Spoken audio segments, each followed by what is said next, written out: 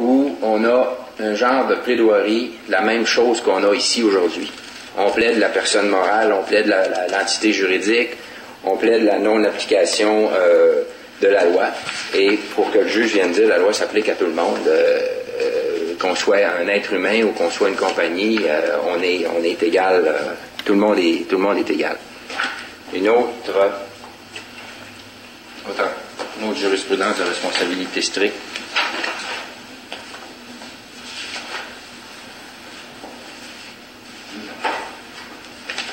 Qui est David Vaught contre la reine.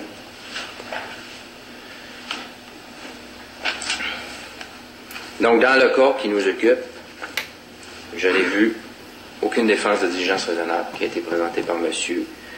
Gilbert.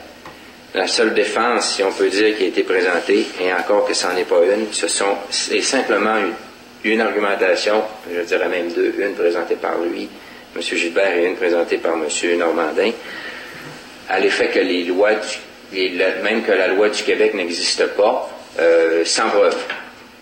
C'est bien beau dire toutes les choses qu'on a entendues, en présumant que vous allez accepter le témoignage. C'est bien beau de dire ça, mais encore faut-il le prouver. Et au moment où on se parle, ce ne sont que des mots. Et ça ne fait pas de preuve de tout ce que M. Normandin a pu avancer. Donc, c'est quoi la preuve de défense de diligence raisonnable? Aucune. Est-ce que M. Gilbert va nous dire qu'il a été empêché de produire ses déclarations d'impôt? Non. Au contraire, il a pratiquement admis qu'il ne voulait pas et qu'il ne ferait pas de déclaration d'impôt parce que ça ne le touche pas, parce que il est une entité particulière comparativement à tous les autres individus du Canada, dont vous et moi, et il ne paiera jamais d'impôt. C'est pas comme ça que ça marche. Concernant M. Le juge,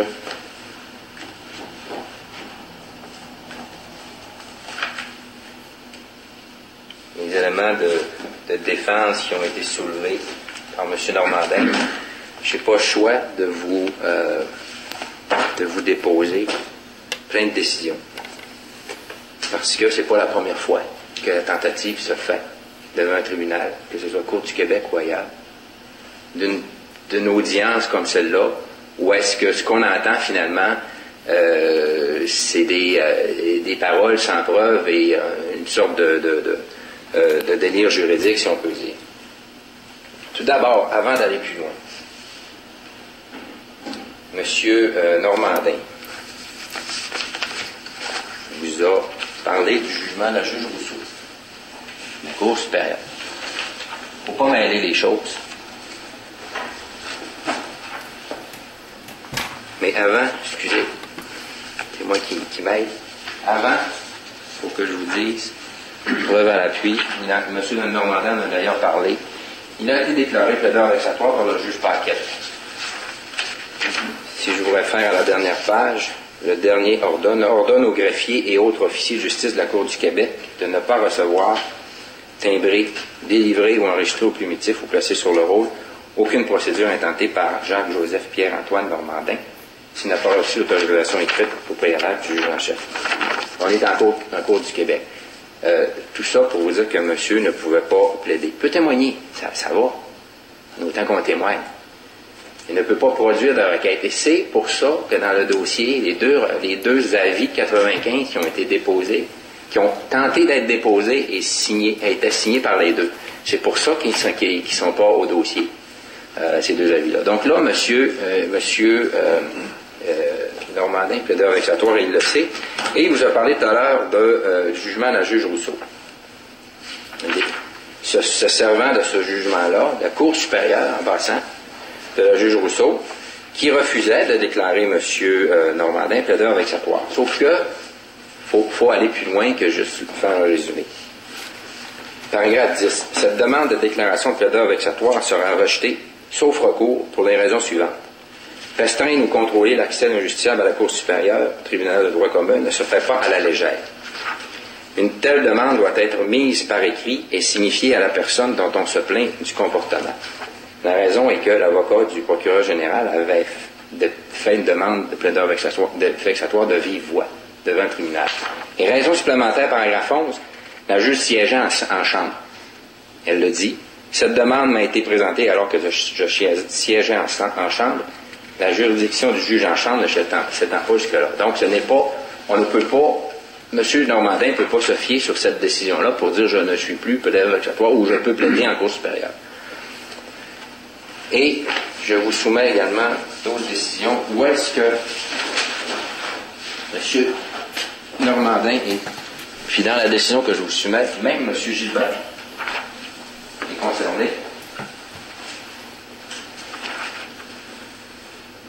On parle de documents illogiques, incompréhensibles, ne contient aucun allégué pouvant donner ouverture aux conclusions, aucune chance de succès.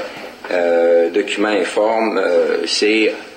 Vous avez vu qu'est-ce que vous aviez dans le dossier, c'est la même chose. J'ai également, ça c'est la juge Brigitte Gouin, que M. Normandin a parlé tout à l'heure d'ailleurs. Ça c'était rendu 19 février. Le 20 février, toujours dans le même dossier, la même juge rendait un autre jugement. Encore une fois, concerne M. Normandin et M. Gilbert. Même effet, encore des productions de documents. Illisibles et incompréhensibles. Je vous en soumets un autre, monsieur le juge, qui est. Comment ça fait que j'en ai pas? Pourquoi tu ne bougeais pas?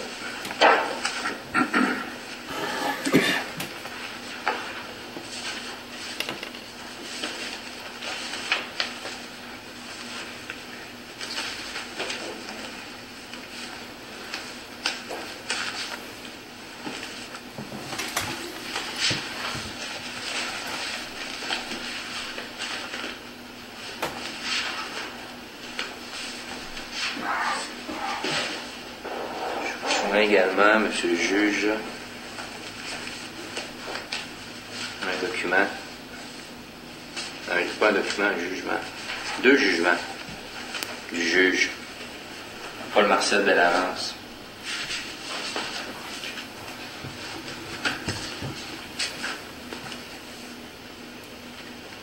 Rendu le 19 mai.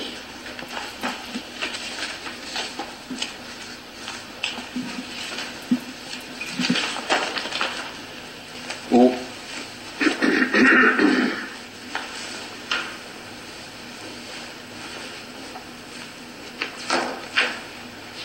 on retrouve dans l'identification des parties, si on prend, on va prendre le premier, monsieur le juge, où est-ce qu'on voit les parties jusqu'en bas et également sur l'autre page. On voit dans l'identification des parties à la page 2 comme mise en cause Jacques-Joseph Pierre-Antoine Normandin, qui est le monsieur que vous avez entendu tout à l'heure.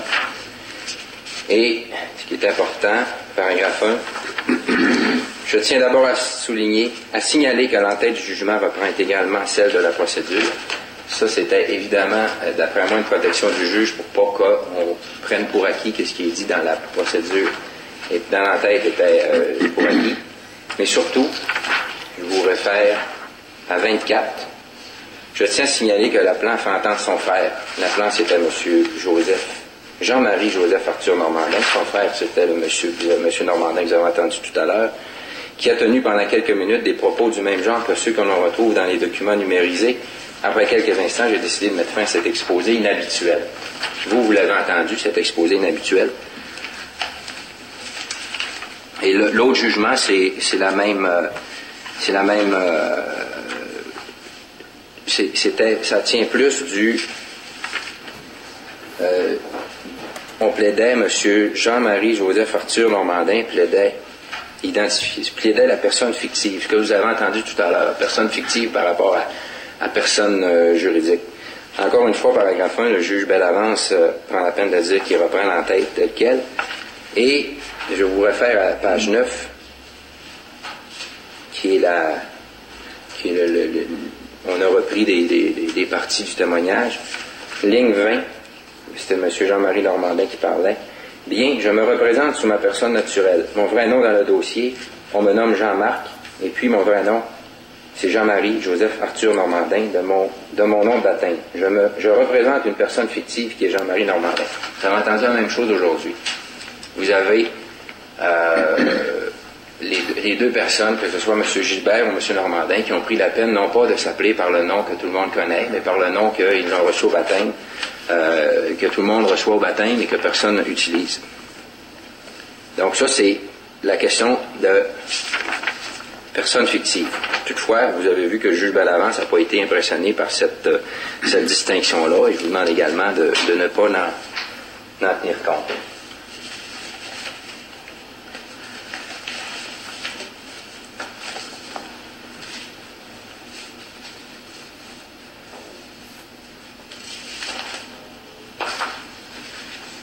Vous avez plusieurs dossiers qui concernent Monsieur Normandin, entre Normand Amiotte, qui concerne également M. Gilbert. Encore une fois, on parle de procédures informes et de toutes sortes de choses, comme vous avez entendu aujourd'hui. Le juge Jacques Desormeaux, le 13 mars 2003, qui concerne encore M. Normandin. Et on voit Jean-Guy Ouellette, le monsieur qui a parlé tout à l'heure, de qui il a parlé tout à l'heure, et on voit encore Pierre Gilbert, qui est le monsieur qui est ici. Donc, monsieur le juge, c'est important de ne pas se faire rentrer dans ce que monsieur Gilbert veut que le tribunal embarque. On est face à une procédure à preuve du contraire, et ce n'est pas aujourd'hui ni permis, ni, si vous l'autorisez, la preuve qui en a été faite, que cette loi-là n'est pas valide. Donc, nous, en ce qui nous concerne, on a fait la preuve qui était importante. On avait des éléments à démontrer. Monsieur Gilbert, c'est la personne poursuivie. Comment est-ce que ce monsieur-là peut-il vouloir faire une distinction entre les différentes entités et dire, je ne suis pas Pierre Gilbert, je représente Pierre Gilbert, mais je suis Joseph, comme il se prononce, alors que il a comparu. La procédure lui a été signifiée à personne. Il a comparu. Elle n'a pas été signifiée à Joseph, etc., à Gilbert, elle a été signifiée à Pierre Gilbert. Il a comparu. Il est venu à toutes les étapes.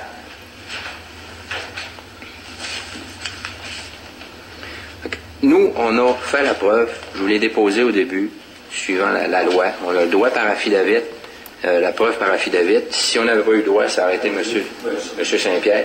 Donc, ce qu'on demande, malgré, monsieur le juge, que le dossier dure depuis longtemps, qu'on s'est préparé 3 fois, on demande le minimum, qui est 1 000 $. Je faut d'abord que je vérifie s'il y a culpabilité ou pas. Ouais. Le deuxième temps, je peux pas. Ah, vous voulez qu'on revienne? Mais là, écoutez, je vais prendre ça en délibéré. Je vais étudier ça. Parce que vu que c'est quand même statutaire, j'aurais pensé que vous pouviez rendre... Non, ça va être en 2 étapes. Ça va être en 2 étapes, ça va? Ça va être en 2 étapes. Ça va? Première étape, à savoir si... Est-ce que je peux faire un instant, monsieur. Merci. Alors, dans un premier temps, ce que je vais faire, je vais regarder s'il y a commission ou pas d'une infraction. Je vais prendre ça en délibéré. Et puis, je rendrai ma décision par écrit, à savoir s'il y a infraction ou pas. Vous revenez quand? S'il n'y a pas d'infraction, monsieur sera acquitté. S'il y a une infraction, je vais vous entendre de part et d'autre sur la détermination de la peine. Vous revenez quand? Ça avez-vous votre horaire? De M. Gilbert, je vais entendre ce que M. Gilbert a à dire. Je vois que M. Normandin demande la parole. C'est plutôt, pour prendre l'expression du juge Bellavance, inhabituel. Mais je vais permettre à M. Normandin de venir compléter ce qu'il a à me dire, considérant que M. Prud'homme a eu des propos qui disaient à M. Normandin. Donc, par l'équité procédurale, je vais permettre à M. Normandin de venir donner son point de vue. Merci, votre Seigneurie. M. Normandin. Même serment. Puis sous la même objection. Et sous le même serment et sous la même objection. OK, votre Seigneurie. Écoutez, pour ce qui est de l'entité naturelle, l'entité fictive, la preuve est faite dans le Code civil, en vertu des articles 1, 3, 5, 10, 50, 55 et 56 du Code civil, ce qui distingue l'entité naturelle de l'entité fictive. On ne reviendra pas au procès.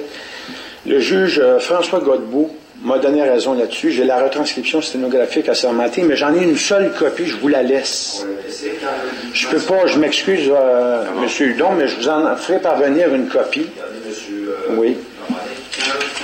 Quand je rends mon jugement à la prochaine date, on pourra remettre soit à vous ou à M.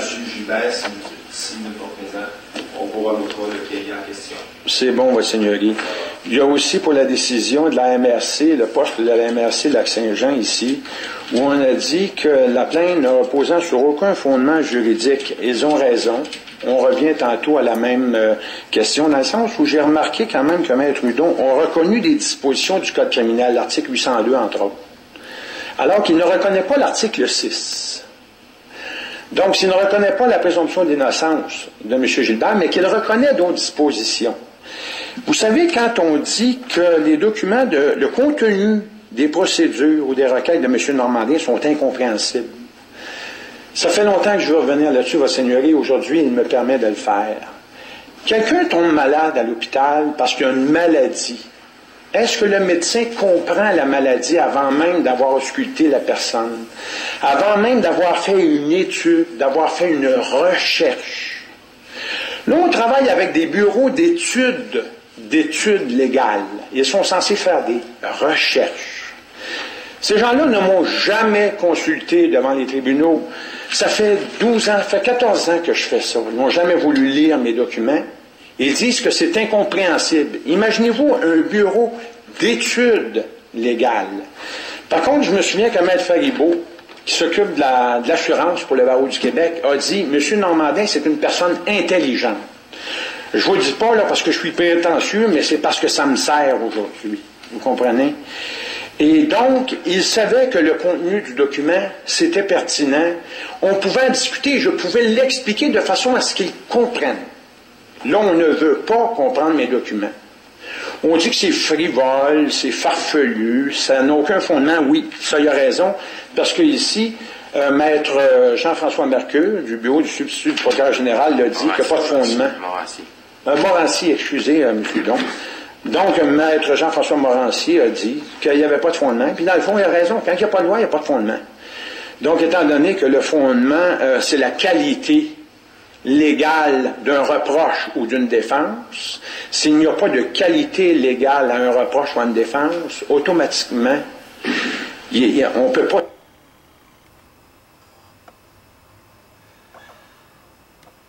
Bon, mais j'ai l'impression que ça coupe là, exactement. Je pense qu'ils n'ont pas terminé. Je vais maintenant terminer moi-même le fameux commentaire en question au sujet de cette déposition devant les tribunaux judiciaires, devant la Cour du Québec et devant l'honorable juge Pierre Lortie. Vous savez, le procureur ad hoc du ministère de la Justice du Canada, c'est Maître Jean Hudon.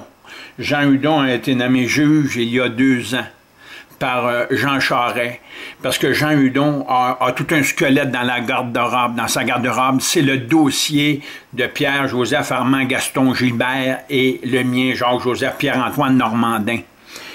Il a soulevé la question du juge Paul-Marcel Bellavance de la Cour supérieure, qui avait reproché à la Société d'assurance automobile du Québec de ne pas avoir été en appel de la décision du juge Godbout, qui a reconnu le juge Godbout ainsi que l'honorable juge Peter Bradley au dossier 200-22-028-373-041, que Jacques-Joseph Pierre-Antoine, 2 petits points Normandin, était le représentant autorisé de Jacques Normandin 231-249-525, qui est le numéro d'assurance sociale. Et pour vous informer, une carte d'assurance sociale avec Jacques Normandin 231-249-525 n'est pas une pièce d'identité. C'est une chosification, c'est un objet commercial de la chosification de l'être humain à partir des articles 374 et 383 et 384 du Code civil du Bas-Canada, qui sont d'aujourd'hui les articles 899, 905, 906, 907 du Code civil du Québec. Le juge Hudon a tout simplement dit que c'était une entité particulière dans le dossier du juge Godbout, mais il ne veut pas en débattre. Le juge Jean Hudon, qui est aujourd'hui juge, mais qui était avocat à l'époque, énonce des articles du Code criminel, comme des articles de la loi de l'impôt, alors que les perceptions sont réclamées au nom de Sa Majesté le chef du Canada, au nom de Sa Majesté le chef du Québec, contre Sa Majesté le chef du Royaume-Uni en Canada. Le juge Jean Hudon, qui était avocat ad hoc de l'Agence de revenus du Canada, est un traître à Sa Majesté le chef du Royaume-Uni au Canada, et il est en haute trahison aussi contre tous les dignes et loyaux sujets de Sa Majesté ici au Canada. Le dossier en question, vous savez, quand on parle d'infraction et qu'on dit qu'on emprisonne les gens pour outrage au tribunal ou pour ne pas s'être présenté à la cour, dans le fameux dossier 500-22-088-661-031, qui est la Cour du Québec, j'ai passé devant les juges, devant plusieurs juges, et le juge Gouin, entre autres, a rendu un jugement sur ce dossier fiscal-là de la Cour du Québec qui dépassait vraiment plus de 70 000 $, puisque les dépenses de cour de la Cour du Québec que je devais payer étaient de 31 000 $. Parce que la poursuite en Cour du Québec en matière fiscale dans mon dossier représentait plus de 3 millions de $. Et ensuite de ça, j'ai déposé immédiatement suite à ça le fameux dossier 500-22-091-915-036. Et le juge Gouin a jumelé ce dossier-là au dossier précédent qui est le 500-22-088-661-031, deux dossiers de nature fiscale dans lesquels ils m'ont tout simplement chargé 31 000 $ de dépenses de cour. Ces deux dossiers fiscaux. Le gouvernement me doit 1 million de dollars par mois à vie. Aujourd'hui, on est le 26 mai 2014 et ils doivent toujours cette somme-là. Vous savez, quand un juge, quand un avocat, comme l'avocat ad hoc, qui est Jean Hudon, est nommé juge, c'est parce qu'il a pu tromper la population à la satisfaction de Jean Charest et de tous les ministres et députés du Parti libéral du Québec, de connivence, de collusion et en complicité avec les politiciens, membres du barreau du Québec qui siègent au Parlement d'Ottawa, à la Cour suprême du Canada ou au Sénat canadien. Il n'y a pas de loi au Québec et dans la loi I3, la loi du Québec, vous lirez l'article 1 et l'article 101.8 qui dit « sauf le Québec » ou qui dit qu'il n'y a pas de loi au Québec. Et la poursuite se fait au nom de Sa Majesté dans la province de Québec, alors qu'il n'y a aucune loi qui fait du Québec une province et qui pourrait défaire la loi qui fait du Québec un État, qui est la loi du Québec, chapitre E20.2, qui est la loi sur l'exercice des droits fondamentaux de la prérogative du peuple du Québec et de l'État du Québec. Vous savez, quand Maître Jean Hudon a dit au juge « Soyez prudent, M. Normandin saute sur tout ce qui bouge et il est dangereux », je suis dangereux parce que je dis la vérité et il a la spécialité, la profession. C'est un disciple de Thémis, donc il a fait serment. Thémis, pour votre information, personnifie le droit et la justice. Donc au Canada, puisqu'il représente l'Agence de revenus du Canada, on dit bien que le Canada est fondé sur des principes qui reconnaissent la suprématie de Dieu Thémis et la primauté du droit Thémis qui est païen, qui existe depuis 300 ans avant la venue du Christ. Donc, vous savez, des païens, des avocats qui sont païens, peuvent faire n'importe quoi avec un peuple qui ne connaît pas ses droits.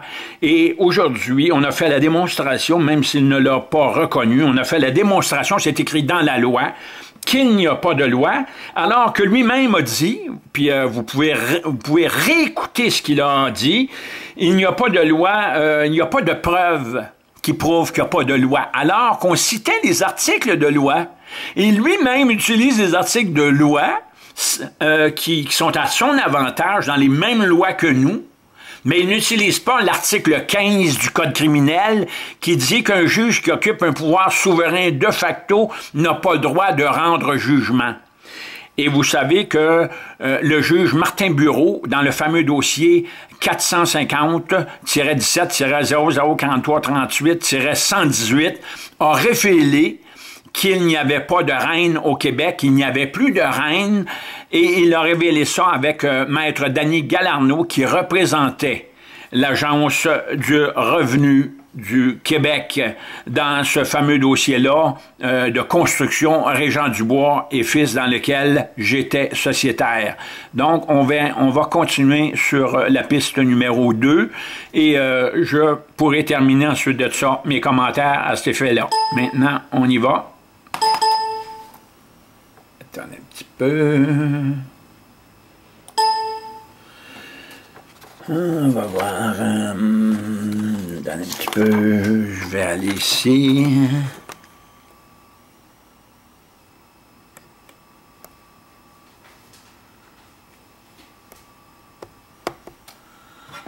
Voilà.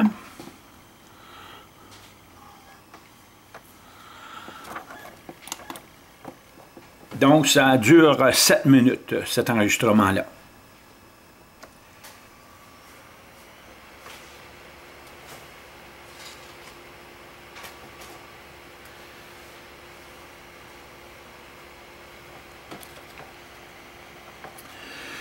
En attendant, je vais quand même continuer certaines explications ici. Vous savez... quand il a parlé de Brigitte Gouin qui a rendu jugement sur un mémoire de frais de 31 000 $ en Cour du Québec, alors que la Cour du Québec, les poursuites judiciaires se limitent à 70 000 $. Quand on charge un mémoire de frais de 31 000 $, c'est parce que ça représente 1% du montant de la poursuite judiciaire qui nous concernait. Donc, il faut quand même être conscient de ça. Et comme on dit, l'exposé inhabituel, selon le juge Bellavance, sur la question de l'identité, c'est vraiment déplacé de la part du juge Paul-Marcel Bellavance, puisqu'il avait reproché aux avocats de la Société d'assurance automobile du Québec de ne pas avoir été en appel de la décision du très honorable juge François Godbout et du très honorable juge Peter Bradley dans le fameux dossier 200-22-028-373-041.